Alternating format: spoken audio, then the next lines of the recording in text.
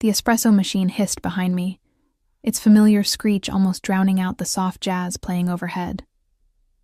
It was nearly midnight, and my feet ached in the cheap black flats I'd bought on clearance last month. The leather was already cracking at the edges, just like everything else in my life, worn thin, barely holding together. "Order up, Ellie," Marco called from the kitchen, sliding a plate of tiramisu across the counter. I caught it with practiced ease, balancing it alongside a cup of espresso on my tray. Cicero's was one of those hidden gems in Chicago that somehow survived on reputation alone. Wood-paneled walls, leather booths worn smooth from decades of use, and chandeliers that cast everything in a warm amber glow. It was old-world Italian elegance that attracted a certain clientele, people with money, influence, and secrets.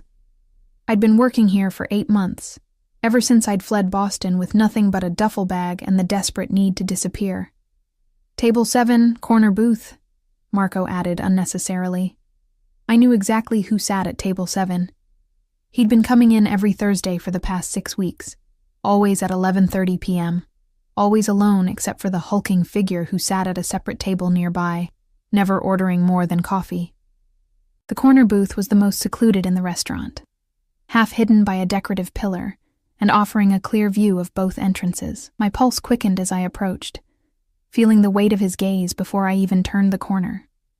There was something magnetic about him, something that made the air feel charged whenever he was near. "Your espresso and tiramisu, sir," I murmured, carefully setting down the delicate cup and plate. "Adriano Vitali." At least, that's the name he gave when he made reservations. But I knew better. I'd recognized him the moment he first walked through the door 6 weeks ago, though I'd been careful not to show it. How could I forget the face that had haunted my nightmares for the past year? "Thank you," he replied, his voice a low, smooth rumble that seemed to vibrate through my chest. His English was perfect, just the slightest hint of an Italian accent clinging to the edges of his words. I risked a glance at his face. A mistake. His eyes caught mine, dark and intense, framed by impossibly long lashes. His features were almost too perfect, like something carved from marble by an artist with an obsession for symmetry. Strong jawline, straight nose, full lips currently curved into a slight smile. He couldn't be older than 35. Yet there was something ancient in those eyes. Something that had seen too much. "Will there be anything else?" I asked, fighting to keep my voice steady. He studied me for a moment longer than necessary, his eyes trailing over my face as if memorizing each feature. "No, that's all for now." I nodded and turned to leave, relief flooding through me. Each interaction with him left me feeling like I'd narrowly escaped something dangerous, like walking away from the edge of a cliff after peering over. I made it halfway across the restaurant before I felt something slip beneath my foot. One of the floor tiles was loose, catching the toe of my already unstable flat. I stumbled, my hands flying out to catch myself on a nearby chair. The commotion was minimal, just enough to draw a few glances, but the humiliation burned hot on my cheeks.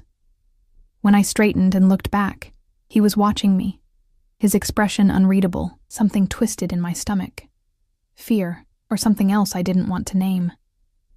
I retreated to the safety of the bar, busying myself with polishing glasses that were already spotless. Through the mirrors lining the back of the bar, I could see him in the corner, methodically eating his dessert, occasionally glancing at his phone. The restaurant was nearly empty now, just a couple finishing their wine by the window, and a group of businessmen paying their bill. "You okay?" Sophia asked, sliding behind the bar beside me. "You look pale." "Just tired," I lied. "Long day." She nodded sympathetically, her eyes drifting to the corner booth. "He asked for you specifically tonight," she said, lowering her voice. "When Marcos tried to seat him in his usual spot, he said he wanted to be in your section." My hand stilled on the glass I was polishing. "He did?" "Mm-hmm. Left you a $300 tip last week, too." She wiggled her eyebrows suggestively. "I think someone has an admirer." I forced a smile, but my insides had turned to ice. He was watching me, specifically requesting me. This wasn't the casual interest of a regular customer appreciating good service. This was deliberate. I don't need that kind of admirer, I muttered. Sophia glanced around and leaned closer. Do you know who he is? She whispered. I kept my expression carefully neutral. Should I? Marco says he's connected, like seriously connected. She made a vague gesture that I supposed was meant to imply organized crime. Old money from Sicily, but rumor has it he runs half the operation in Chicago now. I'd known exactly who he was long before Marco's gossip made the rounds. Dante Russo, not Adriano Vitali. His father had been one of the most feared men in the Boston underworld until his assassination last year. The son had disappeared afterward, and everyone assumed he'd either been killed too, or fled the country. Everyone was wrong. He'd simply moved territories, establishing himself in Chicago with frightening efficiency. I knew because my ex-boyfriend, Tommy, had worked for the Russo family. Tommy had talked too much when he drank, revealing things about the family business that should have remained secret, things about ledgers and evidence and names, things that could get people killed, things that had gotten Tommy killed. Ellie, Marco called from across the restaurant. Table 7 wants the check. I nodded, my mouth suddenly dry. I printed his bill, just $14.50 for the espresso and tiramisu, and carried it to his table, keeping my eyes down. I hope everything was to your satisfaction, I said automatically, as I placed the leather folder on the table. He didn't take it immediately. Instead, he leaned back slightly, studying me with that same intense gaze. Do I know you from somewhere? He asked. You seem familiar. My heart hammered against my ribs. I don't think so, sir. He tilted his head slightly. Where are you from originally? Not Chicago, I think. Pennsylvania. I lied smoothly. I'd practiced this story countless times. Small town near Pittsburgh, you wouldn't know it. His eyes narrowed fractionally, and I knew he didn't believe me, but he nodded, reaching for his wallet. He placed several bills in the folder without even glancing at the total. Have a good evening, sir, I said, starting to turn away. Ellie, he called softly, stopping me in my tracks. The way he said my name sent a shiver down my spine. I'll see you next week. It wasn't a question. It was a statement, a certainty that left no room for alternatives. I managed a tight smile and nodded before walking away, my legs trembling beneath me. As I returned to the bar, I glanced back to see him rising from his booth, buttoning his tailored suit jacket with elegant precision. His bodyguard, a mountain of a man with a neck thicker than my thigh, immediately stood as well, scanning the room before falling into step behind him. Dante paused at the door, looking back over his shoulder. Our eyes met across the restaurant, and for one terrifying moment, I thought he might come back, but then he turned and was gone, disappearing into the Chicago night. I released a breath I hadn't realized I was holding. Earth to Ellie, Sophia said, waving a hand in front of my face. You planning on standing there all night, or can we close up? Sorry, I muttered, shaking myself out of my daze. By the time we finished closing, it was nearly 2 a.m. I shrugged into my worn peacoat, pulling the collar up against the bite of the late autumn wind. Marco and Sophia offered to share an Uber, but I declined.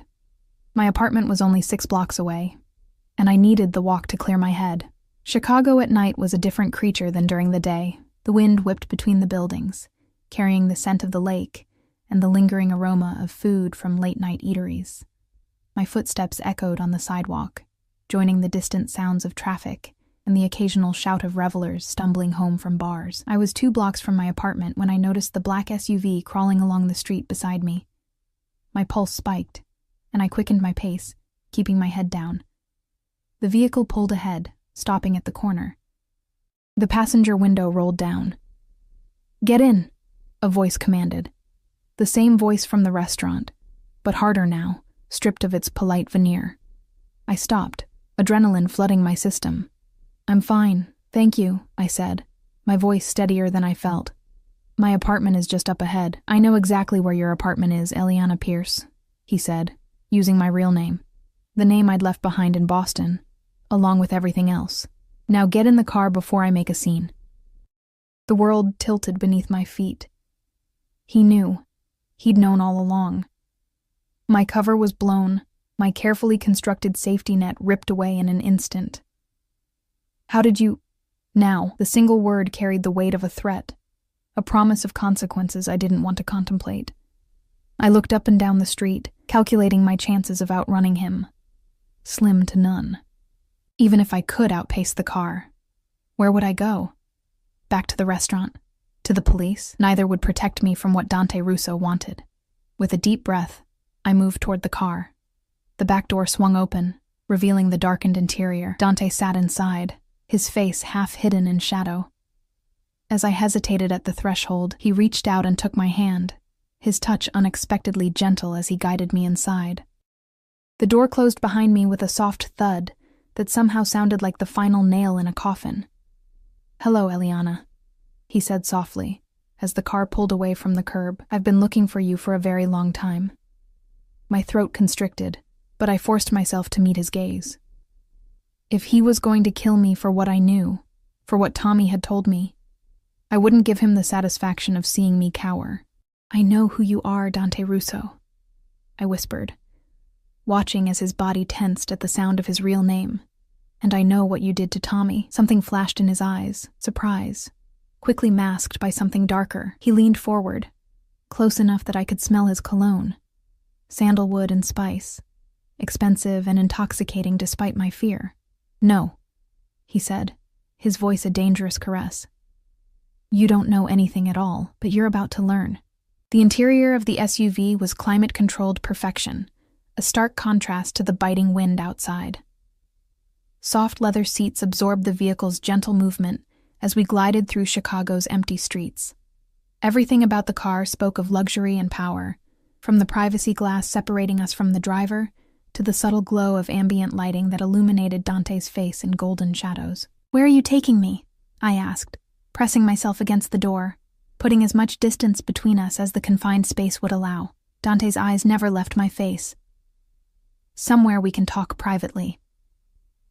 "I have nothing to say to you." The words came out braver than I felt. He smiled, a cold, calculating expression that never reached his eyes. 6 weeks, Eliana. 6 weeks I've been watching you serve coffee and desserts, waiting for you to recognize me. He leaned forward slightly. "And tonight, you finally slipped. I saw it in your eyes." I swallowed hard, remembering my stumble in the restaurant. "Is that why you're kidnapping me? Because I recognized you? Kidnapping?" He raised an eyebrow, amusement playing at the corners of his mouth. "I offered you a ride. You got in willingly.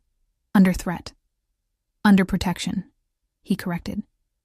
"Do you have any idea how dangerous it is for a woman to walk alone at this hour?"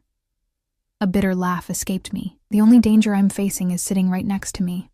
Something shifted in his expression then. A hardening around the eyes, a tightening of his jaw. "If I wanted to hurt you, Eliana, I would have done so weeks ago. Or did you think it was coincidence that I found you? That I just happened to walk into the one restaurant in Chicago where Tommy Gallagher's girlfriend was hiding?"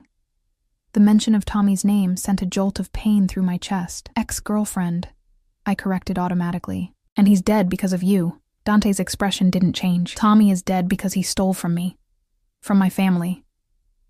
"He never stole anything," I insisted, the lie falling easily from my lips. It was what I'd been telling myself for months, even as I ran with a flash drive hidden in the lining of my coat.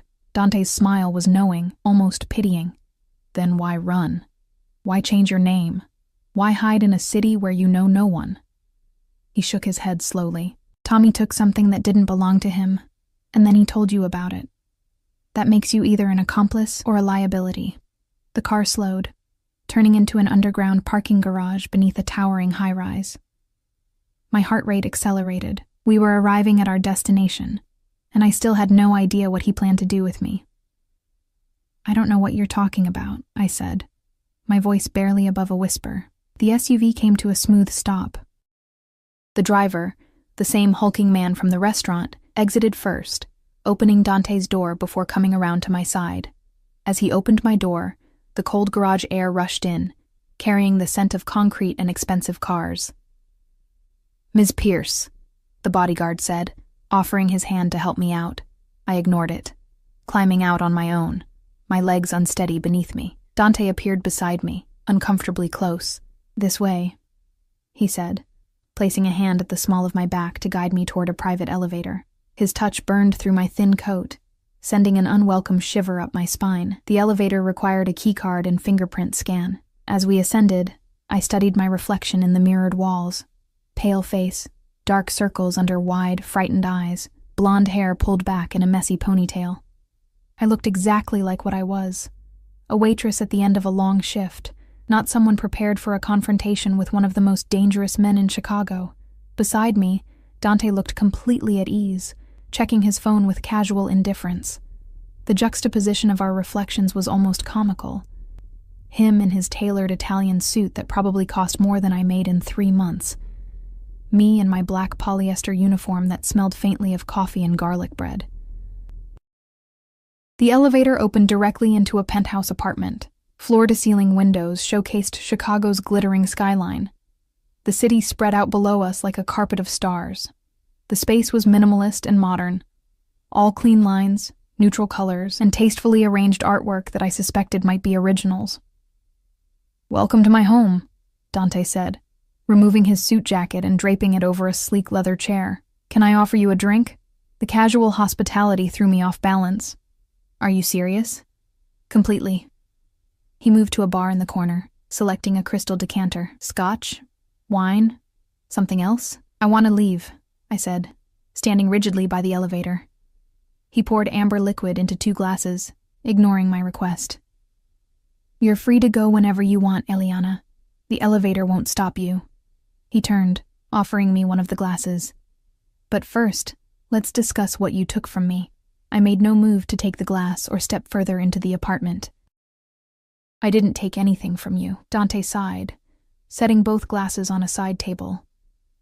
"Tommy accessed confidential files from my family's servers. Financial records, client information, evidence that could destroy operations my father spent decades building." His voice remained conversational, as if discussing the weather. The data was copied onto a drive that was never recovered after his unfortunate accident. My mouth went dry. "Murder, you mean, not an accident. Call it what you will." He shrugged. "The fact remains, those files disappeared the same night Tommy did. And a week later, so did you." His eyes fixed on mine, searching. "Quite the coincidence, don't you think?" I forced myself to hold his gaze. "I left because I was afraid, because my boyfriend had just been found floating in Boston Harbor with a bullet in his head. And you thought you might be next?" He moved closer, his steps measured and deliberate. "Why would you think that, unless you had something worth killing for?" My back pressed against the wall beside the elevator. There was nowhere else to retreat. "Stay away from me." He stopped, leaving just enough space between us that I could still breathe, could still think. "I've spent the last year tracking every lead, following every whisper that might point to those files. Do you know what I found?" He didn't wait for my answer. "Nothing. Until 3 months ago, when a facial recognition program flagged a waitress in Chicago who looked remarkably like Eliana Pierce. My heart pounded in my ears. If you think I have these files, why wait 6 weeks? Why the charade of coming to the restaurant, leaving ridiculous tips, pretending not to know me?" Something darkened in his expression. "I needed to be sure it was you, and I needed to know if you were working with someone." His voice dropped lower. "Are you, Eliana? Is someone else pulling your strings?" "No," I answered truthfully. "There's no one." He studied me for a long moment, then abruptly stepped back. "Good. That simplifies things."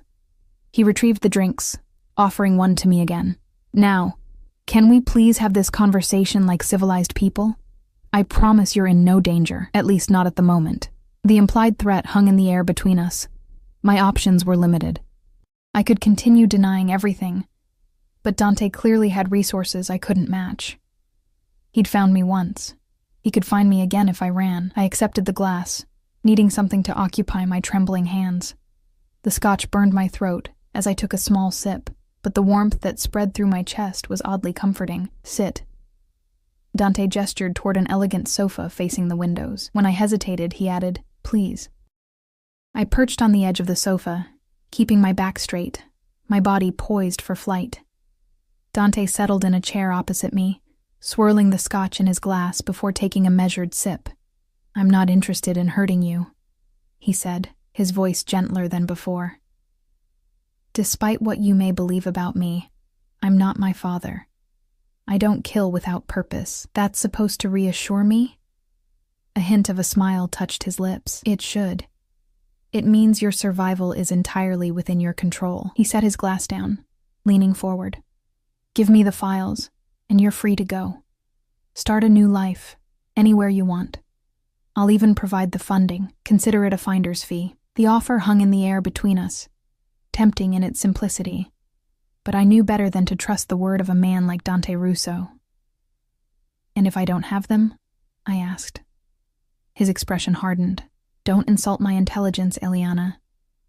Tommy trusted you above everyone else. He would have given them to you for safekeeping. A memory flashed through my mind, Tommy showing up at my apartment at 3 a.m., his face ashen with fear. Hold on to this, he'd said, pressing the drive into my palm.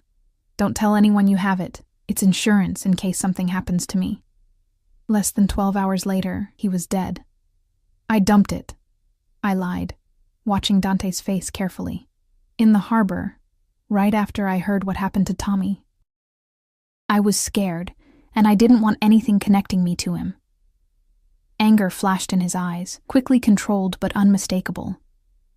You expect me to believe that you threw away the only leverage you had? The only thing keeping you alive? I didn't know what was on it, I insisted. I just knew it got Tommy killed, and I wanted no part of it. Dante stood abruptly, pacing to the window.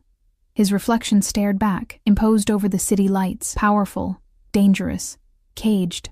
Do you know what was on that drive, Eliana? I remained silent, unsure what answer would keep me safest. He turned, his face half in shadow. Evidence, names, accounts. Things that could destroy my family's business, yes, but also things that could protect it. My father was not a trusting man. He kept records on everyone. Allies, enemies, politicians on the payroll, cops who looked the other way. His voice had taken on an edge of desperation I hadn't heard before. That drive doesn't just threaten me. It threatens a delicate balance that's kept the peace in this city for decades. I watched him carefully, processing this new information. Tommy had never told me exactly what was on the drive, only that it was worth millions to the right buyer. Worth dying for, apparently. If what you say is true, I said slowly, then it's gone. I destroyed it. Dante's eyes narrowed. I don't believe you. That's not my problem, I replied, setting down my barely touched drink and standing. I've told you what I know. If you're not going to kill me, then I'd like to leave now. He moved with surprising speed, closing the distance between us in 3 long strides. His hand caught my wrist, not painfully tight but firm enough that I couldn't pull away. You're not going anywhere until I have that drive, he said, his face inches from mine, one way or another. I tried to step back, but my legs hit the sofa behind me. Let go of me. Something shifted in his expression, the cold calculation giving way to something more complicated, more human. His grip on my wrist loosened slightly, but he didn't release me. I can protect you, he said, his voice dropping to almost a whisper. Others are looking for that drive too. People who won't be as patient as I've been. I don't need your protection, I snapped, even as a chill ran down my spine at his warning. His thumb brushed over my pulse point, a strangely intimate gesture that made my breath catch. Don't you? You've been looking over your shoulder for a year, changing your name, living in fear. Is that the kind of life you want? It's better than being owned by you, I retorted, trying to ignore the warmth of his touch, the scent of his cologne clouding my judgment. His other hand came up to brush a strand of hair from my face, the gesture so unexpected that I froze. Is that what you think I want, to own you? Isn't it? I whispered, unable to look away from the intensity in his eyes. Isn't that what men like you do? Take what you want, regardless of who it hurts? Something that might have been pain flickered across his features. You don't know me, Eliana. I know enough. He released my wrist suddenly, stepping back as if burned. It's late. We'll continue this conversation tomorrow. The abrupt dismissal left me unbalanced. You're letting me go? For tonight. He walked to a desk, scribbling something on a slip of paper. My private number. Call me when you're ready to be reasonable. He handed me the paper, his fingers brushing mine. One of my men will drive you home. I can walk. That's not a suggestion. His tone brooked no argument. I've let you keep your freedom, for now. Don't make me regret it. The implied threat hung in the air between us. I took the paper, slipping it into my pocket. As if on cue, the elevator doors opened, revealing the hulking bodyguard. Dante nodded once, and the man stepped aside, holding the door for me. I moved toward the elevator, stopping just before entering. What happens if I run? Dante's smile was cold, predatory. You won't get far, and next time I won't be so accommodating. As the elevator doors closed between us, his last words echoed in my head. I wasn't free. I'd never be free as long as he believed I had those files. And the worst part?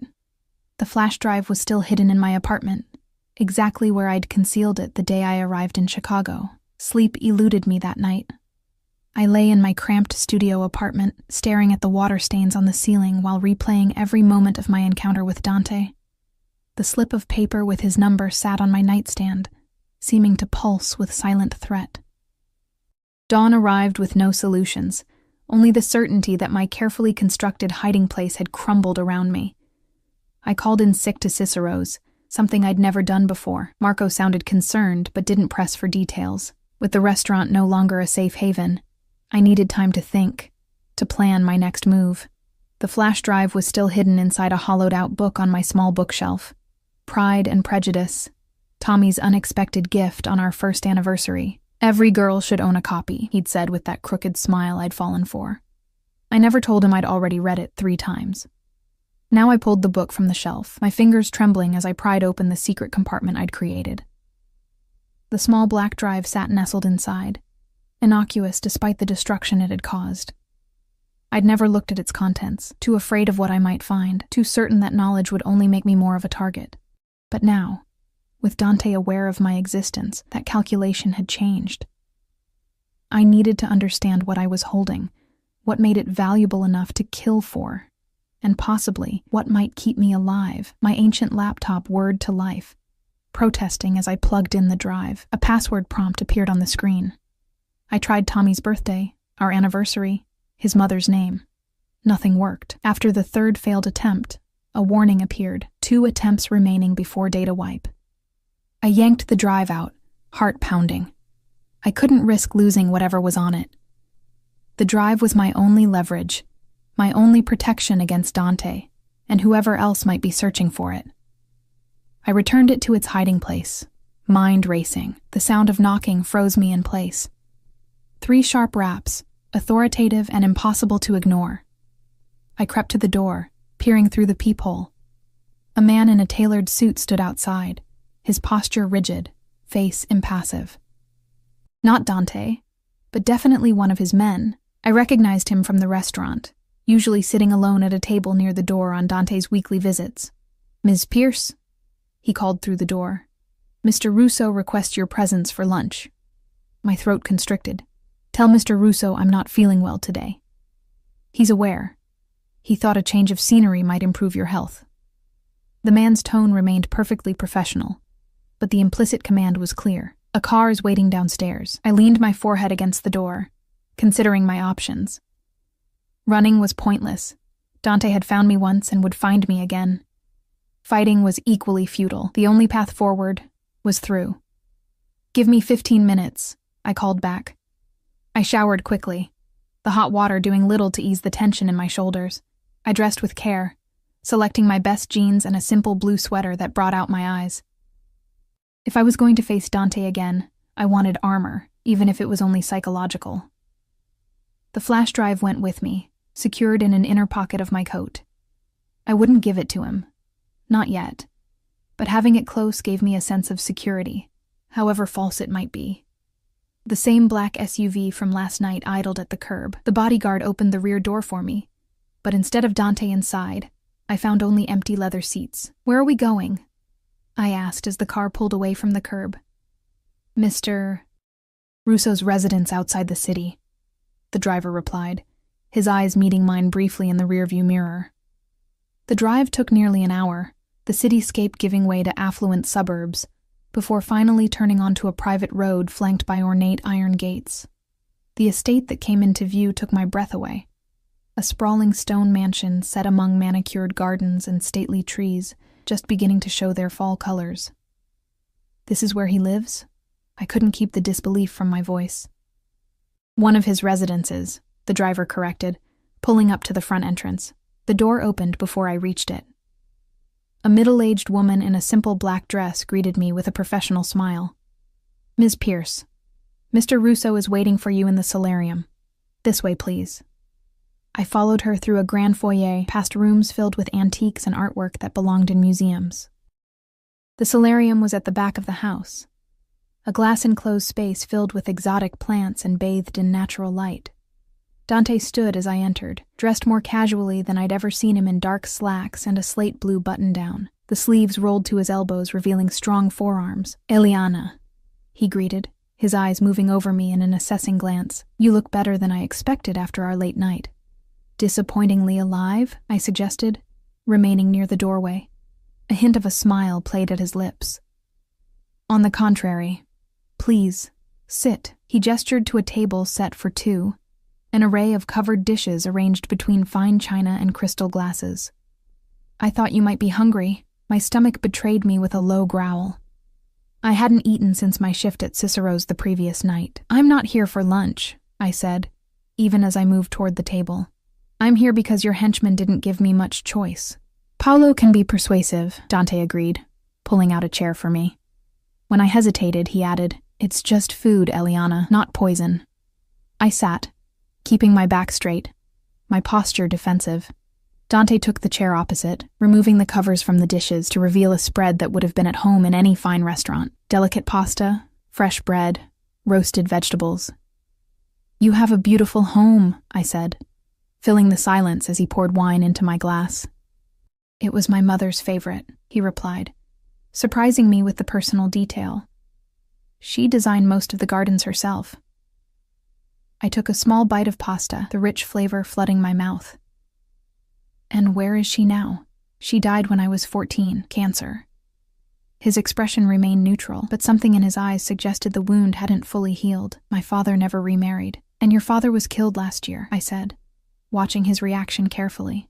Dante's jaw tightened almost imperceptibly. "You seem well informed about my family tragedies." "Tommy talked about your family sometimes," I admitted. "Usually when he was drunk." "And what else did Tommy share when he was drunk?" Dante asked, his voice deceptively casual. I met his gaze steadily. "Nothing worth dying for." He studied me for a long moment before speaking again. "I had nothing to do with Tommy's death, Eliana." The statement was so unexpected that I laughed. "You expect me to believe that? He stole from you. And then he turned up dead. It doesn't take a genius to connect those dots. The world I operate in is more complicated than you understand." Dante set down his fork, leaning slightly forward. "Yes, Tommy betrayed me. Yes, he stole information that could destroy everything my family built. But I didn't order his death. Then who did? That's what I've been trying to figure out for the past year." His eyes held mine, intense and unwavering. "The same people who killed Tommy are the ones I'm trying to protect you from." I wanted to dismiss his words as manipulation, but something in his expression gave me pause. "Why would you protect me? Because you have something they want," he answered simply. "And because I don't like loose ends."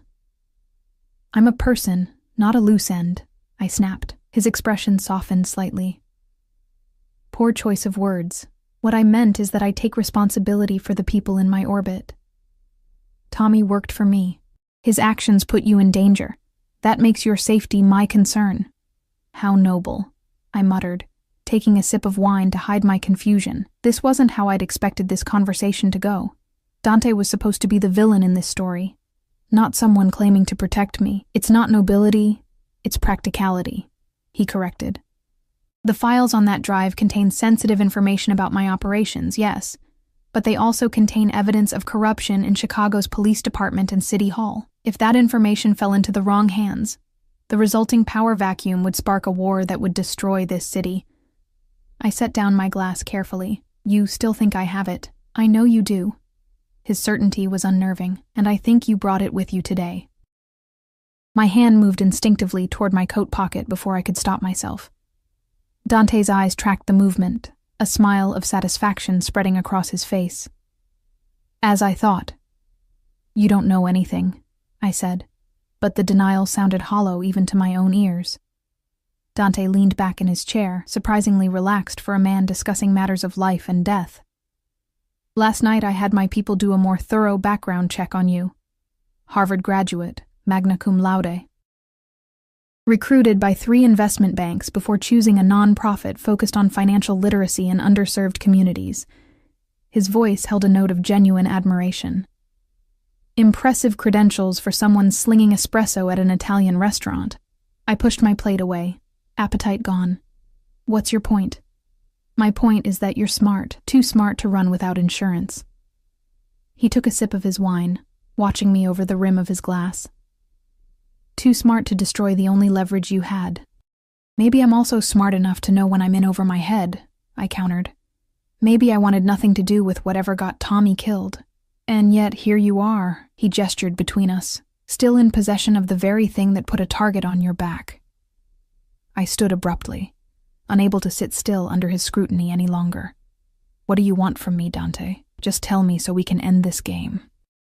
He rose as well, moving around the table until he stood before me, close enough that I had to tilt my head to maintain eye contact. I want the drive, obviously. But more than that, I want to know who's working against me, who killed Tommy, who's been systematically targeting my operations for the past year. And you think the answer is on the drive? I think it might be, he admitted. But there's a problem. The files are encrypted, with a failsafe that will wipe everything after too many failed password attempts. I'm guessing Tommy gave you the password. I shook my head. He didn't tell me anything about a password. Frustration flashed across Dante's features. Think, Eliana. Did he say anything unusual the last time you saw him? Leave any clues? The memory of that night rushed back. Tommy's pale face, his shaking hands as he pressed the drive into my palm. It's insurance, he'd said.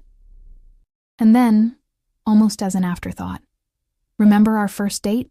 The answer's where we began. I'd thought he was being sentimental in what he feared might be our last moments together. Now I wondered if it had been a message. Our first date, I murmured, almost to myself. Dante's eyes sharpened. What about it? I hesitated, uncertain whether to share even this small piece of information. But if Dante was telling the truth, if someone else had killed Tommy and was now hunting for the drive, I needed allies, even dangerous ones. Tommy mentioned our first date the night he gave me the drive, I admitted. We went to the aquarium. He said something about where we began. I thought he was just being nostalgic. Or giving you a hint about the password, Dante suggested, excitement bleeding into his voice. What exhibit did you visit first? What was memorable about that day? I closed my eyes, trying to recall details from a date 3 years ago. We started at the penguin exhibit. Tommy said they reminded him of me. Small, but fiercely determined. Penguins, Dante repeated, testing the word. Too obvious for a password, but maybe a derivative. It doesn't matter, I interrupted, opening my eyes. I'm not giving you the drive. His expression hardened. After everything I've told you, you still don't understand what's at stake. I understand perfectly, I countered. You want what's yours, but that drive is the only thing keeping me alive. The moment I hand it over, I become expendable. Dante stepped closer, his proximity setting off warning bells in my mind even as something else, something dangerous and unwelcome, fluttered in my stomach. If I wanted you dead, Eliana, we wouldn't be having lunch in my mother's solarium, he said, his voice dropping to a low intensity that sent shivers down my spine. I would have had Paolo retrieve the drive from your apartment while you were working last night, and you would have disappeared without a trace. The brutal honesty of his statement hit me like a physical blow. He was right. If my death was his goal, I would already be dead. Then what do you want? I whispered, hating the tremor in my voice. His hand came up to my face, fingers brushing my cheek in a gesture too gentle for a man with blood on his hands. I want your help. Work with me to unlock the drive. Help me find out who's trying to destroy what my family built. Do that, and when it's over, I'll set you up anywhere in the world with enough money to start fresh. And if I refuse, His thumb traced my lower lip, the unexpected intimacy making my breath catch. I don't think you will. I stepped back, needing distance from his magnetic pull. You seem very confident for someone who's been chasing this drive for a year.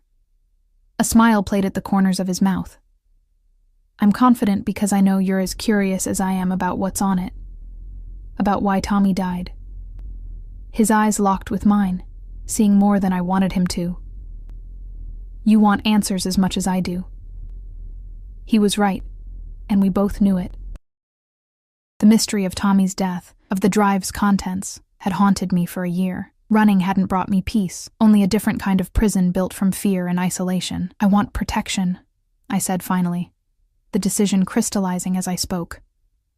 Real protection, not just words. And when this is over, I want enough money to disappear completely, new identity, new background, enough resources that I never have to look over my shoulder again. Done, Dante agreed immediately. But there's one condition. I tensed, waiting for the other shoe to drop. You stay here at the estate until we resolve this. His expression brooked no argument. My security can protect you better here than in that apartment in the city. You mean you can keep an eye on me, I translated. He didn't bother denying it. That too. A gilded cage was still a cage. But at least in this one, I might find the answers I'd been searching for. And with Dante Russo as an ally instead of an enemy, I might actually survive long enough to use them. I'll need clothes, I said, the acceptance implicit in my words. And my laptop. Relief flickered across Dante's face, quickly masked by his usual control. Paolo will retrieve whatever you need. He extended his hand, a businesslike gesture at odds with the tension still simmering between us. Do we have a deal, Eliana? I placed my hand in his, ignoring the spark of electricity that shot up my arm at his touch. For now. But if I find out you're lying to me about Tommy, about any of this, you won't, he interrupted, his fingers tightening around mine. I promise you that. Promises from a man like Dante Russo should have meant nothing. Yet as his dark eyes held mine, I found myself wanting to believe him. A dangerous inclination for a woman already in too deep. Now, he said, releasing my hand and returning to his seat at the table. Shall we finish our lunch while Paolo collects your things? The chef will be insulted if we let his carbonara go to waste. The casual shift in tone was disorienting, as if we hadn't just negotiated terms that would determine whether I lived or died. But that, I was learning, was how Dante operated. Shifting seamlessly between charming host and dangerous predator, never letting me find stable footing. I returned to my seat, picking up my fork with a hand that still tingled from his touch. You never did tell me who you think killed Tommy. Dante's expression darkened. No, I didn't, but with your help, I intend to find out. His eyes met mine across the table, filled with a promise that sent a chill down my spine. And when I do, they'll wish they'd never heard the name Russo. The bedroom Dante's housekeeper showed me to was larger than my entire apartment, with a 4-poster bed draped in cream-colored linens and floor-to-ceiling windows overlooking the estate's manicured gardens. A fresh bouquet of lilies sat on the antique writing desk, their scent perfuming the air. It was beautiful, comfortable, and utterly foreign, like stepping into someone else's life. The bathroom is through there, Mrs. Rivera explained, gesturing to a door on the right. Mr. Russo had it stocked with toiletries, but if you need anything else, just let me know. Thank you, I murmured, still taking in the opulence around me. Dinner is at 7 in the small dining room, she continued. Mr. Russo asked me to tell you he'll be occupied with business until then, but you're welcome to explore the main floor and gardens. Paolo will be nearby if you need anything. Translation. I was free to roam, but under surveillance. The gilded cage was taking shape. After Mrs. Rivera left, I inspected the room more thoroughly, running my fingers over expensive fabrics and solid wood furniture. The closet was empty, waiting for Paolo to return with my meager belongings. I wondered how my thrift store clothes would look hanging next to whatever designer pieces normally occupied this space. I pulled the flash drive from my coat pocket, turning it over in my hand. Such a small thing to cause so much destruction. I'd agreed to work with Dante to unlock its secrets, but I hadn't handed it over yet. It remained my only leverage, my only insurance policy in a game where I was severely outmatched. The sound of a car pulling up drew me to the window. Paolo stepped out of the SUV, carrying my duffel bag and laptop case. I watched as he spoke briefly with another man, clearly security from his posture and the subtle bulge of a holster beneath his jacket. The estate was well guarded, as expected for someone of Dante's position. A soft knock announced Paolo's arrival with my belongings. "Ms. Pierce," he said, setting the bags on a bench at the foot of the bed. "Is there anything else you require?" "No, thank you." I hesitated, then added, "How long have you worked for Mr. Russo?" Paolo's expression remained professionally neutral. 8 years, ma'am." "You must know him well, then." A flicker of something, loyalty perhaps, crossed his face. "Well enough to know he's a good man to have on your side, Ms. Pierce." The statement came with an undercurrent of warning that wasn't lost on me. After he left, I unpacked my few possessions, the process taking embarrassingly little time. My entire life fit into a single drawer of the massive dresser. I placed my laptop on the desk and tucked the flash drive into a hidden pocket of my toiletry bag. Not the most secure hiding place, but it would have to do for now. The afternoon stretched before me, empty and uncertain. Despite Mrs. Rivera's invitation to explore, I felt reluctant to leave the relative safety of my room, but the walls were already closing in, and sitting alone with my thoughts would only feed my anxiety. I ventured downstairs, my footsteps echoing on the marble floors. The house was quiet, with only the occasional sounds of staff going about their duties. I followed a hallway lined with oil paintings, landscapes mostly, though a few appeared to be family portraits. In one, a dark-haired woman with Dante's eyes smiled serenely at the painter. His mother, perhaps. The hallway opened into a magnificent library that took my breath away. 2 stories of bookshelves lined the walls, accessed by a wrought iron spiral staircase to the second level. Leather armchairs and reading lamps were arranged in cozy groupings, and a massive fireplace dominated one wall. "Find something that interests you?" I spun around to find Dante standing in the doorway, watching me with an unreadable expression. Despite Mrs. Rivera saying he'd be occupied until dinner, here he was, still in the same clothes from lunch but with his sleeves rolled up further and his collar unbuttoned, giving him a more relaxed appearance. "I was just exploring," I explained, gesturing to the books surrounding us. "It's an impressive collection. My mother's primarily," he said, moving into the room. "She was the reader in the family. My father preferred more active pursuits." "And you?" I asked, curious despite myself. He ran his fingers along the spine of a nearby volume. "I appreciate both, in different contexts." His eyes met mine, a hint of challenge in their depths. Sometimes patience and careful study yield better results than force. "Is that what this is?" I gestured between us. "A careful study?" A smile played at the corners of his mouth. "Perhaps." He moved to a cabinet near the fireplace, removing a decanter and 2 glasses. "Drink?" "It's barely 4 o'clock," I pointed out. "Time is relative when you're plotting to decrypt stolen files," he countered, pouring amber liquid into both glasses anyway. "Besides, I thought we might start working on our little project." My pulse quickened. "Now?" He offered me one of the glasses. "No time like the present, Eliana. Unless you'd prefer to continue our cat-and-mouse game indefinitely," I accepted the drink, our fingers brushing in the exchange. "Where should we start?" Dante gestured toward a sitting area near the fireplace. "You mentioned Tommy's hint about your first date at the aquarium. Penguin exhibit, wasn't it?" I nodded, taking a seat in one of the leather armchairs. "But penguin is too obvious for a password." "Agreed." Dante sat opposite me, his long legs stretched out casually.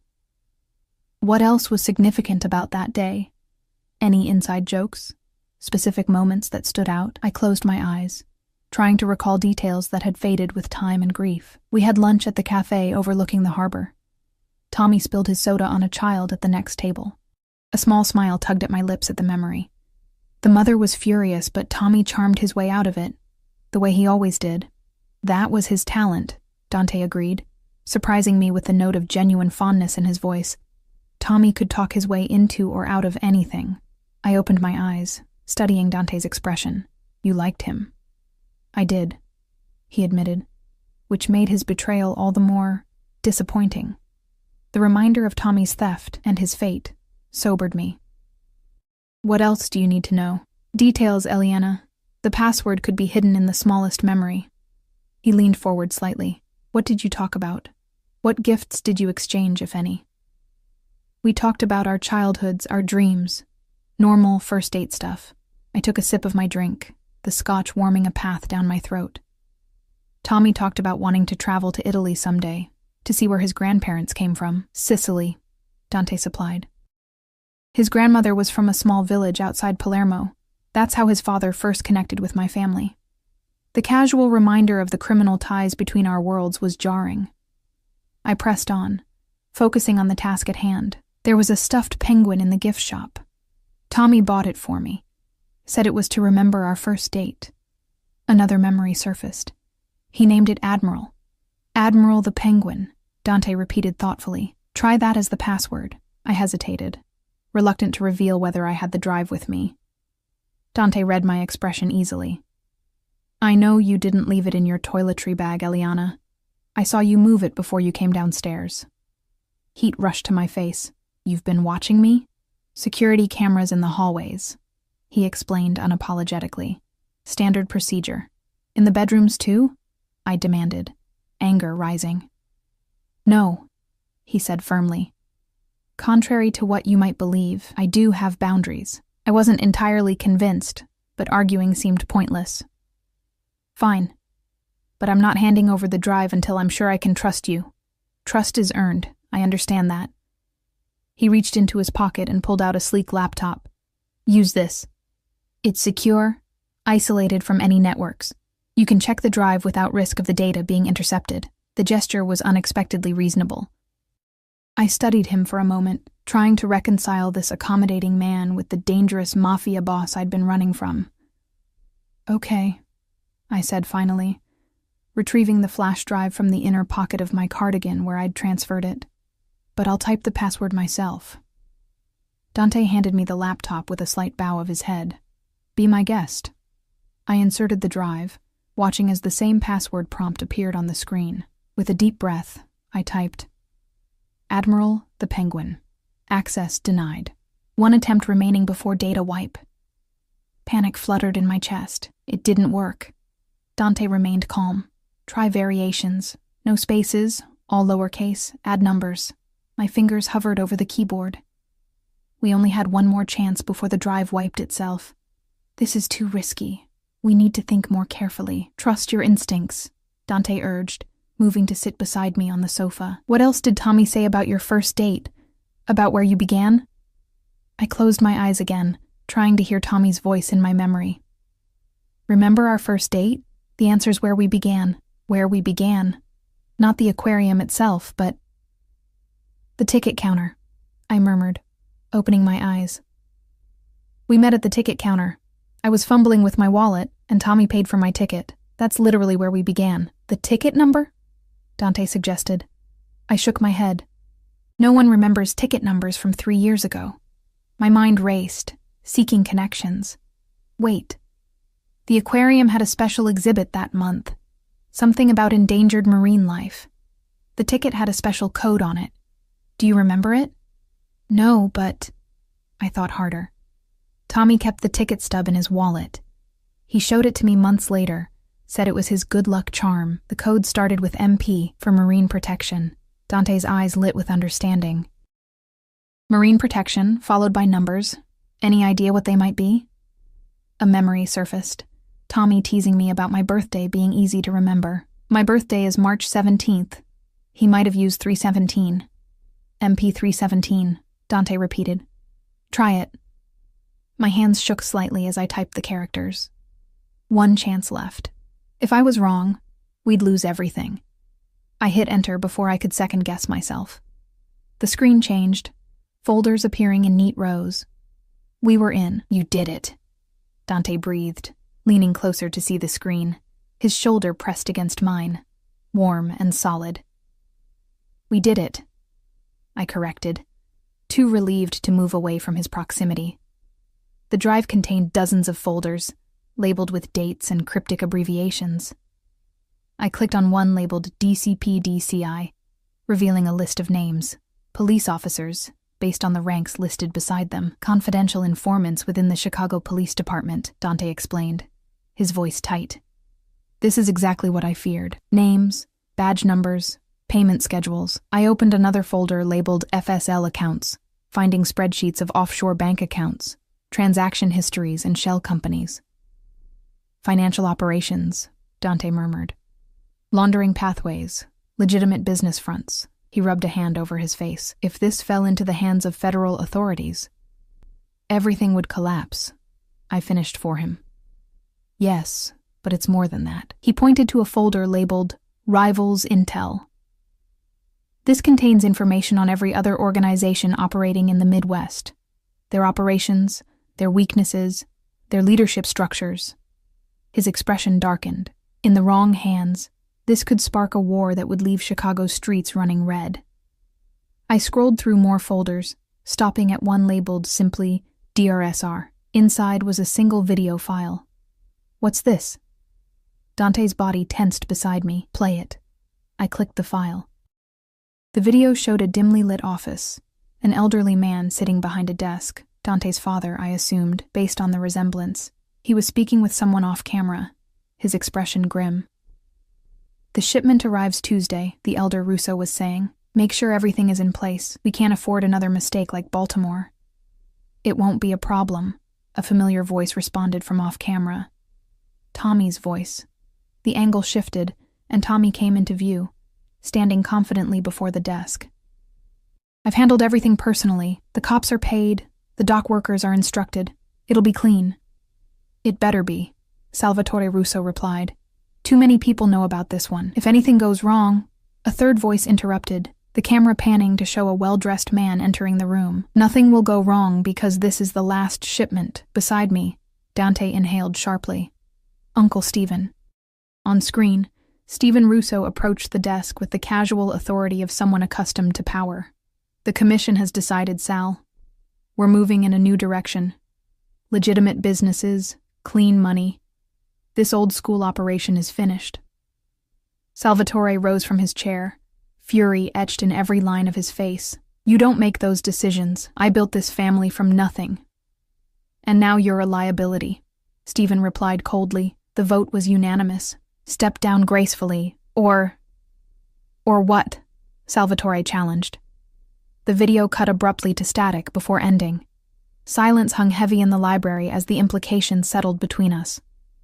I turned to Dante, finding his face pale with shock and rage. Your uncle, I whispered. He orchestrated your father's death, and Tommy recorded it all, Dante said, his voice hollow. Insurance, he called it. His eyes met mine, blazing with newfound purpose. Now we know who killed Tommy, who's been dismantling my operations from within.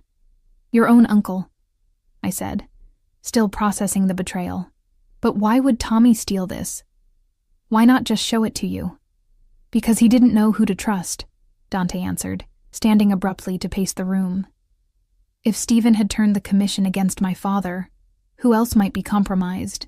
Tommy was covering his bases, keeping evidence somewhere safe until he could determine who was loyal.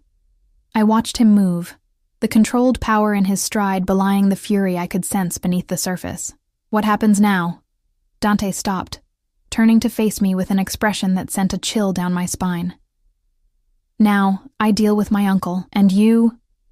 He moved back to the sofa, sitting closer than before. You stay here, where I can protect you. I fulfilled my part of our bargain, I reminded him. I helped you unlock the drive, and now you know too much, he countered. Stephen won't hesitate to eliminate anyone with knowledge of his betrayal. The moment you leave my protection, you're as good as dead. Fear clawed at my throat. So, I'm still a prisoner. His hand covered mine, warm and surprisingly gentle. No. You're under my protection. There's a difference.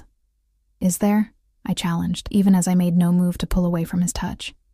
Yes. His eyes held mine, intense and unguarded for perhaps the first time since we'd met. A prisoner has no choice. You do. Stay voluntarily. Help me finish this, and I'll honor our agreement. Money, new identity, freedom, whatever you want. And if I choose to leave now, His grip tightened slightly. Then I'll have Paolo drive you wherever you want to go, with enough cash to disappear for a while. His expression grew grave. But I won't be able to protect you, and Stephen will find you eventually. He's thorough that way. It wasn't much of a choice. Stay with the devil I was beginning to know, or flee into the waiting arms of one I didn't. How long will it take? I asked. To deal with your uncle? A few days, perhaps a week, he answered. Stephen is careful, surrounded by his own security. I'll need to plan this properly. I nodded slowly. Then I'll stay. For now.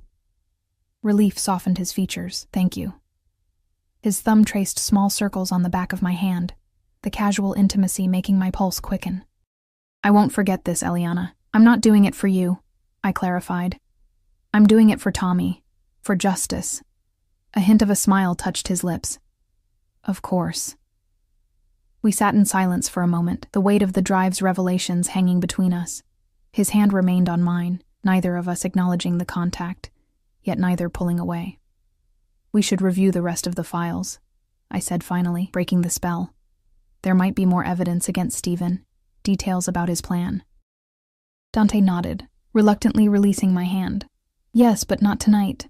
It's getting late, and after what we've discovered, I need to increase security around the estate. Stephen has eyes everywhere. As if on cue, Paolo appeared in the doorway. Sir, dinner is ready. Thank you, Paolo. Dante stood, offering me his hand. Shall we continue this conversation over food? I find I've worked up quite an appetite. I accepted his hand, allowing him to pull me to my feet. Our bodies ended up closer than necessary, his scent, sandalwood and spice, enveloping me. This doesn't change anything, I said quietly, needing to maintain some boundary, some distance from the magnetic pull I felt toward him. I'm still leaving when this is over. His eyes searched mine, seeing more than I wanted him to. If that's what you still want when the time comes. The implication that my desires might change hung in the air between us, neither acknowledged nor denied. I stepped back, breaking the connection. Let's eat, I said, changing the subject. And then you can tell me exactly how you plan to bring down your uncle without getting us both killed in the process. Dante's smile was dangerous and somehow thrilling. With pleasure, Eliana, with pleasure. The next 3 days passed in a blur of strategy sessions and revelations. Dante and I combed through every file on the drive, uncovering the full extent of Stephen Russo's betrayal. It wasn't just Dante's father. He'd orchestrated the death of 3 other senior family members had died in accidents over the past 18 months, all replaced by Stephen's loyal lieutenants. We worked primarily in the library, surrounded by ancient books and modern technology in equal measure. Paolo brought meals that we often forgot to eat, too absorbed in piecing together the conspiracy that had claimed Tommy's life and threatened to destroy what remained of the Russo family. Despite the grim nature of our work, I found myself drawn to Dante in ways I hadn't anticipated. He was brilliant, methodical, with an ability to see patterns where others saw only chaos. When he spoke of his family, not the criminal organization but the actual blood relations, his voice softened with genuine affection and loyalty. My father wasn't a good man by conventional standards, he admitted on the second night, as we sat before the fireplace nursing glasses of scotch. But he had a code. Lines he wouldn't cross. Stephen never understood that. For him, it was always about power, about winning at any cost. And you? I asked, watching the firelight play across his features. What's your code? He considered the question, swirling the amber liquid in his glass. Protect what's mine. Honor my obligations. Never betray family. His eyes met mine. Until now, those principles never came into conflict. Stephen betrayed you first, I pointed out. He forfeited any claim to family loyalty. Perhaps. Dante's expression darkened, but patricide is still patricide even when justified. There's no coming back from that kind of decision. I understood then that beneath his controlled exterior, Dante was wrestling with demons I could barely comprehend. The weight of family legacy, of blood obligation, pressed upon him even as he planned to destroy the very man who shared his name and blood. On the morning of the 4th day, I awoke to find a dress laid out on the bench at the foot of my bed, a simple but elegant black cocktail dress that looked like it had been made for me, Mrs. Rivera appeared with a tray of coffee and pastries. "Mr. Russo asked me to inform you that there will be a gathering tonight," she explained, setting down the tray. "Family business. The dress is for you, if it pleases you." My stomach tightened with apprehension. "What kind of gathering?" "A celebration of sorts," she replied carefully. "Mr. Stephen's birthday. The family gathers each year at his estate." The pieces clicked into place. Dante was making his move tonight, using his uncle's birthday as cover. My hands trembled slightly as I lifted my coffee cup. "Will I be expected to attend?" I asked, trying to keep my voice casual. "Mr. Russo will discuss the details with you. He's waiting in his study whenever you're ready." With that cryptic statement, she left me alone with my racing thoughts. I dressed quickly in jeans and a sweater, leaving the black dress untouched for the moment. The hallways felt different this morning, tenser somehow, as if the house itself sensed the coming confrontation. 2 new security men stood at the bottom of the grand staircase, nodding respectfully as I passed. Dante's study was at the back of the house, a masculine space of dark wood and leather with windows overlooking the expansive grounds. He stood at one of these windows, hands clasped behind his back, his posture rigid with barely contained energy. "You're planning something for tonight," I said without preamble. "At your uncle's party." He turned, his expression carefully neutral. "Yes." "Were you planning to tell me?" "I'm telling you now." He gestured to a chair across from his desk. "Please, sit." I remained standing. "I want to know exactly what you're planning, Dante. No half-truths, no vague assurances." A hint of a smile touched his lips. "Always direct. It's one of the things I admire about you, Eliana." He moved to his desk, retrieving a folder which he handed to me. "Tonight, Stephen hosts his annual birthday celebration. Family, close associates, corrupt officials who enjoy his patronage, all gathered under one roof." I opened the folder to find floor plans of an estate even larger than Dante's, along with security details and staff rotations. "You're going to kill him," I stated flatly. "I'm going to expose him," Dante corrected. "To the family, to the commission, to everyone who matters in our world. The evidence we've gathered is irrefutable. Once they see what he's done, they'll sanction his removal, and if they don't..." His eyes hardened. "Then I have contingencies." I closed the folder, my hands shaking slightly. "Where do I fit into this plan?" Dante's expression softened. "You don't. Not directly. You'll attend as my guest. Stay by my side throughout the evening. When the confrontation happens, Paolo will escort you to safety." "You're using me as cover," I realized. "Your uncle won't suspect anything if you bring a date." "It's not just that." He moved closer, close enough that I could see the tension in his jaw, the determination in his eyes.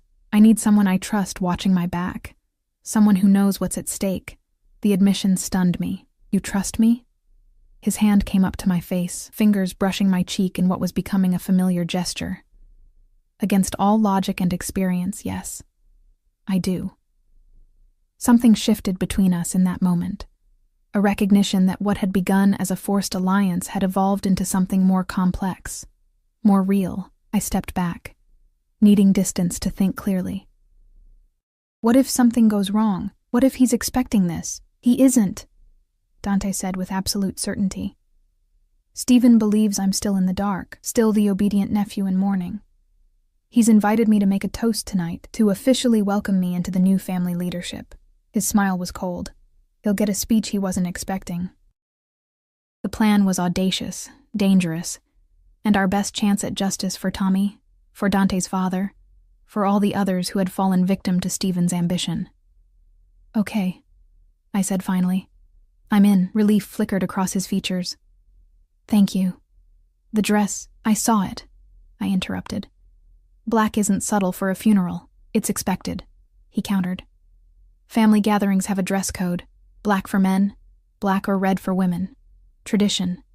He checked his watch. "We leave at 7. Paolo will bring you anything else you need. Jewelry, shoes, whatever makes you comfortable." "I'm not comfortable with any of this," I admitted, "but I'll be ready." He nodded, his eyes holding mine. "When this is over, when Stephen has paid for his crimes, you'll be free to go, as promised. New identity, new life, wherever you want." The reminder of our deal should have brought relief. Instead, it left me with an unexpected hollowness. "Right," I murmured, back to the original plan. Something flashed in his eyes, regret, perhaps, or something more complicated, but he merely nodded again, returning to the window and effectively dismissing me.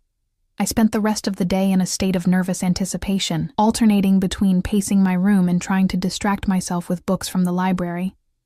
Paolo delivered a box containing elegant black heels and a simple diamond pendant that caught the light with quiet brilliance. By 6:30, I stood before the mirror in the black dress, hardly recognizing the woman who stared back at me. The dress fit perfectly, hugging curves I usually hid beneath practical clothes. With my hair swept up and the diamond pendant gleaming at my throat, I looked like I belonged in Dante's world, a thought that was both thrilling and terrifying. A soft knock announced Dante's arrival. When I opened the door, the appreciation in his eyes sent heat flooding through me. "You look..." He paused, searching for the right word. "Magnificent." He looked rather magnificent himself in a black tuxedo that emphasized the breadth of his shoulders and the lean strength of his body. A dangerous elegance radiated from him, the civilized veneer barely concealing the predator beneath. "Ready?" he asked, offering his arm. I took it, feeling the solid muscle beneath the expensive fabric. As I'll ever be. The drive to Stephen's estate took 30 minutes, most of which passed in tense silence. Dante reviewed final details with Paolo, while I stared out the window, trying to calm my racing heart. This wasn't my fight, I reminded myself. I was here for Tommy, for closure, for the freedom Dante had promised once it was over. Yet as we pulled through the ornate gates of Stephen's mansion, I couldn't ignore the protective instinct that surged through me at the thought of Dante facing his treacherous uncle alone. The estate was ablaze with lights, luxury cars lining the circular driveway. Security personnel dotted the property, their earpieces and subtle bulges beneath their jackets advertising their purpose. Paolo handed our invitation to a stone-faced man at the door, who nodded respectfully to Dante. "Mr. Russo," the man murmured. "Mr. Stephen will be pleased you came." Dante's smile was perfectly pleasant, betraying none of his true intentions. I wouldn't miss it for the world. Inside, the mansion gleamed with old-world opulence. Crystal chandeliers, marble floors, priceless artwork adorning the walls. At least 50 guests mingled in the grand reception room, drinking champagne and engaging in the kind of muted conversations that suggested business rather than pleasure. Dante kept me close, his hand resting possessively at the small of my back as he navigated the crowd. He introduced me simply as Eliana, offering no explanation for my presence.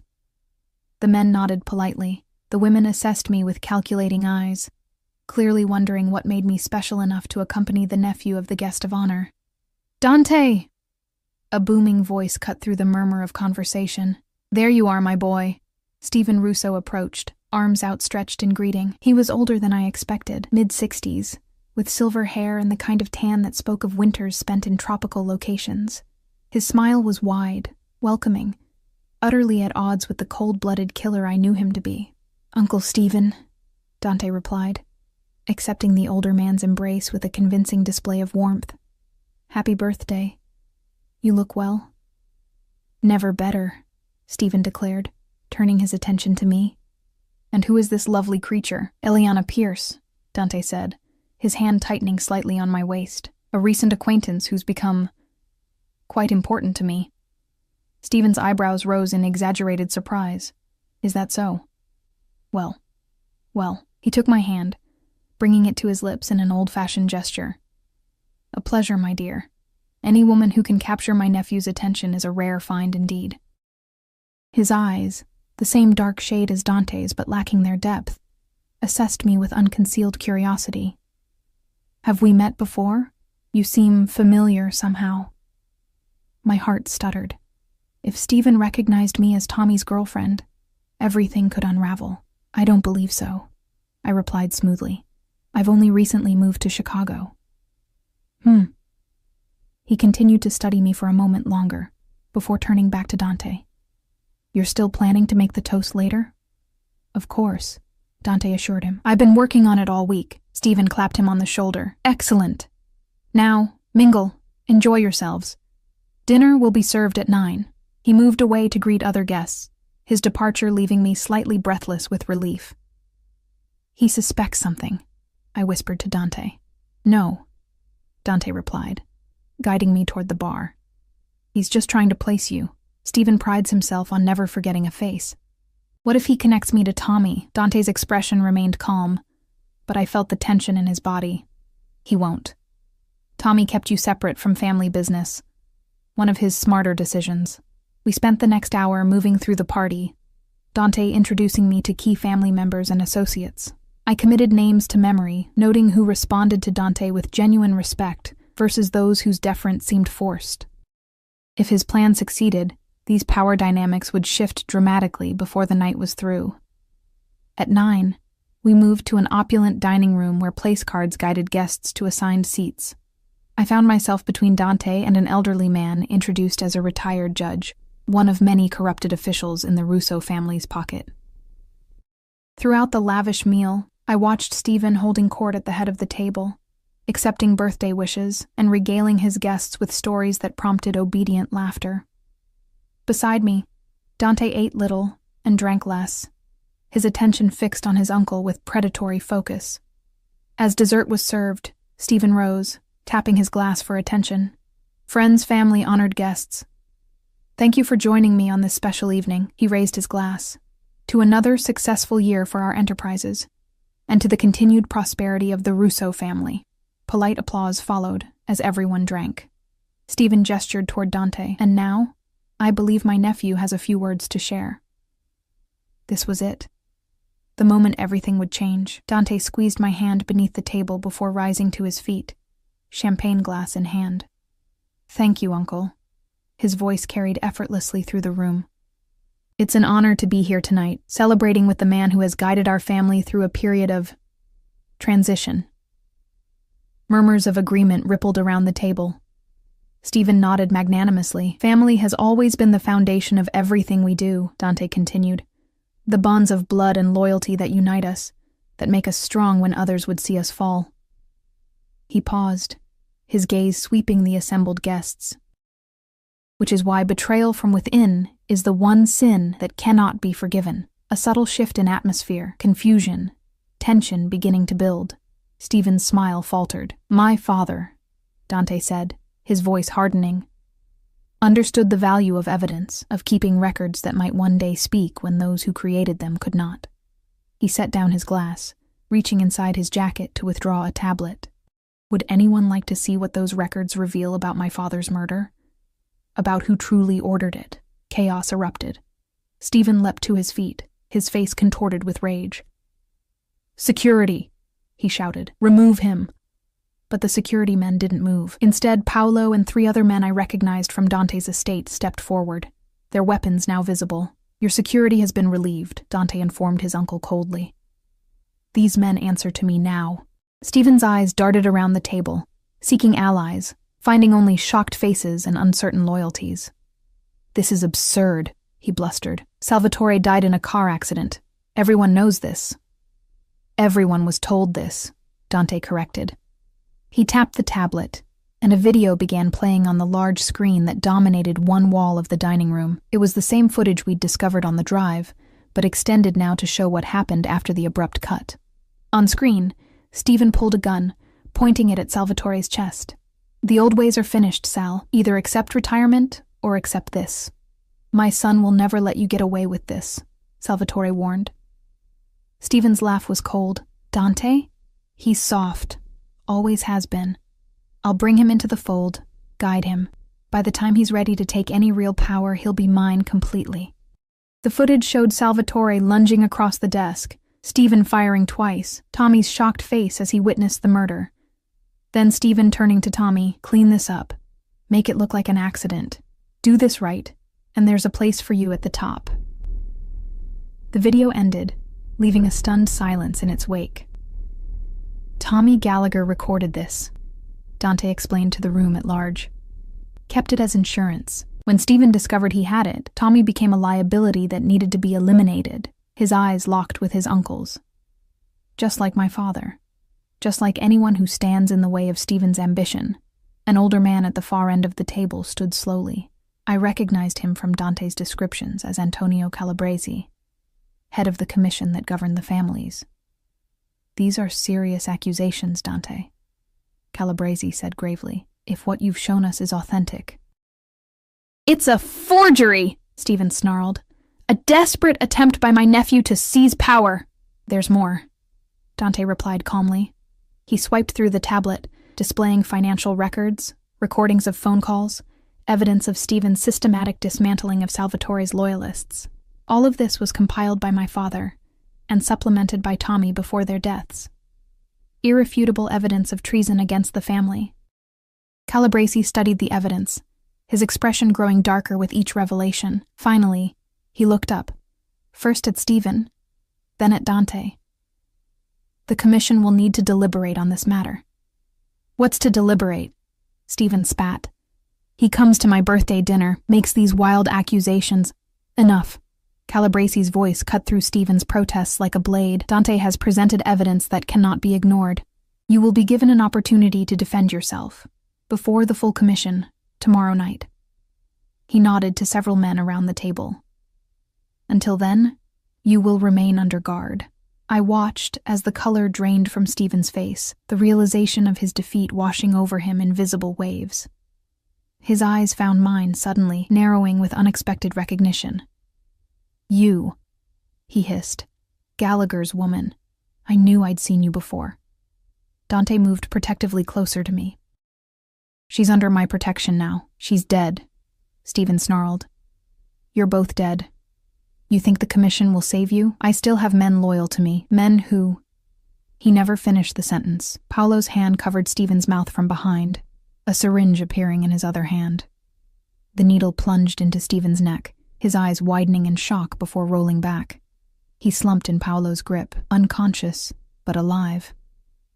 "Medical emergency," Dante announced to the startled guests. "My uncle hasn't been well. Paolo will ensure he receives proper care." He turned to Calabresi. "With your permission, I'll secure him until the commission meeting." Calabresi nodded grimly. "See that he arrives intact." The dinner party dissolved into tense clusters of conversation as Paolo and another security man carried Stephen's unconscious form from the room. Dante guided me through the chaos, his hand firm at my elbow, his expression revealing nothing of the triumph he must have felt.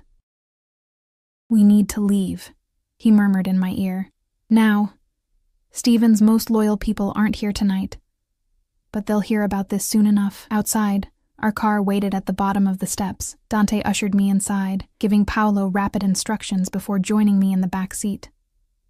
As we pulled away from the mansion, the tension that had held him rigid throughout the evening seemed to dissolve. He leaned back against the seat, closing his eyes briefly. "It's done," he said softly. "After a year of searching, of not knowing who to trust, it's finally done." "What happens now?"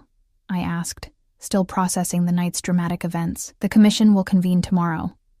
With the evidence we presented, they'll sanction Stephen's removal. The family businesses will stabilize under new leadership." He turned to look at me, his expression softening. "And you will be free to go, as promised. New identity, new life, far from Chicago." The reminder of our deal hung between us, suddenly heavier than before. "Is that still what you want?" I asked, searching his face for answers to questions I wasn't brave enough to voice directly. Something flickered in his eyes, vulnerability, hope quickly masked. "What I want stopped mattering the day I took my father's place," he said quietly. "My path was chosen for me long ago." "That's not what I asked." He looked away, staring out at the darkened landscape rushing past the window. "What I want," he said carefully, "is for you to be safe, happy, if possible, free from the shadow that's hung over you since Tommy's death. And if I said I might want something else?" His eyes returned to mine, cautious but intent. "What else could you possibly want, Eliana?" The car felt suddenly too small, the air between us charged with unspoken possibilities. I'd spent a year running from the world Dante inhabited, yet in the past week, I'd found something with him I hadn't expected. Understanding, respect, a connection that transcended our circumstances. "I don't know yet," I admitted, "but I'd like the chance to figure it out on my terms, not as a prisoner or a bargaining chip, or a means to an end. Hope bloomed fully in his expression now. Unguarded and startlingly vulnerable. "I can offer you that chance," he said, taking my hand in his. "No expectations, no obligations. Just possibility." His thumb traced circles on my palm, the simple touch igniting something warm and dangerous in my chest. "I'm not offering forever," I clarified. "Just time, to see if there's something real beneath all this chaos." "Time," he repeated, a smile playing at the corners of his mouth. "I can work with that." The car turned onto the private road leading to Dante's estate, security gates opening automatically to admit us. As we pulled up to the house, Dante helped me out, his hand lingering on mine. "There's something else you should know," he said, his expression turning serious again. "The commission will likely offer me my father's position after tomorrow's meeting. Leadership of the Chicago operation." I understood the implication immediately. "You'd be taking his place completely." "Yes." His eyes held mine, honest and direct. "I won't pretend to be something I'm not, Eliana. This world, these responsibilities, they're part of who I am. If you stay, even for a while, that's the reality you'd be choosing to explore. The old me, the woman who had fled Boston in terror, would have run from such a proposition without a second thought. But I wasn't that woman anymore. The past week had changed me, showing me strength I hadn't known I possessed." "I understand," I said simply. Relief washed over his features. He raised my hand to his lips, pressing a kiss to my knuckles with a gentleness that belied the power I knew he possessed. "Then let's go inside," he said softly. "Tomorrow will arrive soon enough, with all its complications. Tonight belongs to us." As we walked up the steps to the house, his house, possibly our house, at least for now, I felt a weight lift from my shoulders. Tommy was gone, but his final act had brought justice for Dante's father, and, unexpectedly, a new beginning for me. I didn't know what the future held, what challenges we would face, or how long this fragile thing between us might last. But for the first time in a year, I wasn't running. I was walking deliberately toward something, someone of my own choosing, and in that moment, it was enough.